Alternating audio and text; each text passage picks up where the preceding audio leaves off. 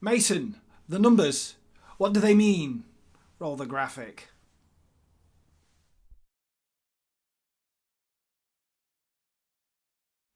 Hi there, this is Science That Sticks. I'm Paul. Good to be back in the lab coat and in front of the board.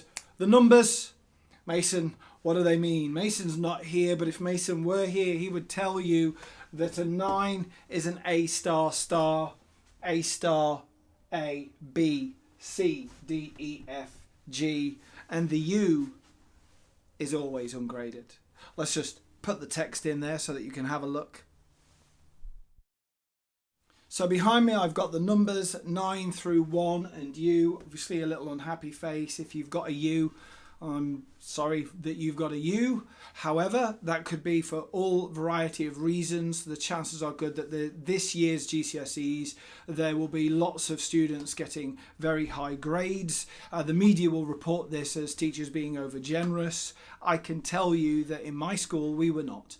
And the reason that we were not over generous is because we used data that went as far back as year 10 and as far back in some cases as year 9, because some science material was covered in year 9 as well. So we looked at the progression of students. We also used information from the academic year 2020 to 2021, in other words this last academic year. We took evidence of students' assessments that we did with them in September, in November, in December, in February, as well as throughout the year. So when we awarded grades for students for GCSE, we had a fairly decent idea that students were working at this particular grade, and we could say fairly reasonably this is the grade that the student is working at and this is the grade they deserve. Now remember, I'm saying that's the grade that they're working at, that's the grade they deserve, not that's the grade that they would have done had they have sat the exam. That was last year's rhetoric, not this year's rhetoric. Now, one of the interesting things that the media is going to conveniently forget was the government guidelines that were set down by JCQ and a variety of other places, which was we were told that we've got to tell students and announce to students what will be in assessments that we are going to use for students' grades. So students knew what content was going to be assessed in those last months of their school education. So as a result of this, that's what students concentrated on, that's what was assessed, that's what the bulk of the final grade was going towards, because that's how well the student would be able to perform in as close to test conditions as possible. So it's what you have got is what you are able to do and your grade based upon that.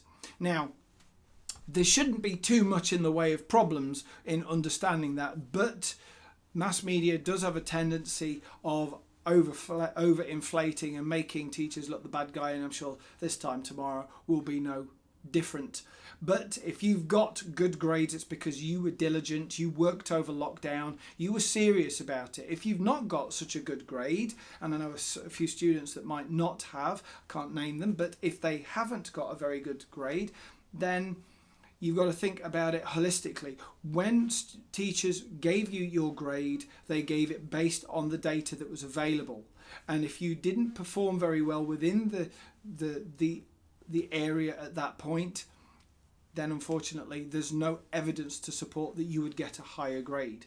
Okay, so there will be some U's being awarded. I'm not saying by my school, because quite frankly I don't know of any U's that were issued that I know to. I'm sure there will be candidates that have that, and I don't know about 9s either because of the same reason.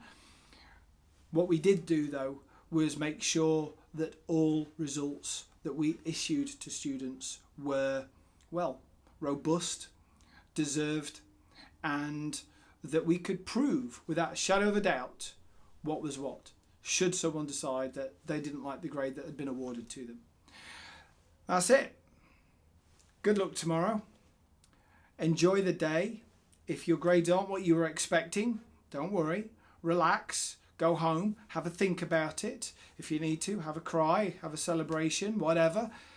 Following day, wake up, decide what you fancy doing. If you're not sure, go shopping. And what I mean by go shopping is go to your local colleges, go to your local schools, find out what pathway you can take. You might have some brand new idea. You might not.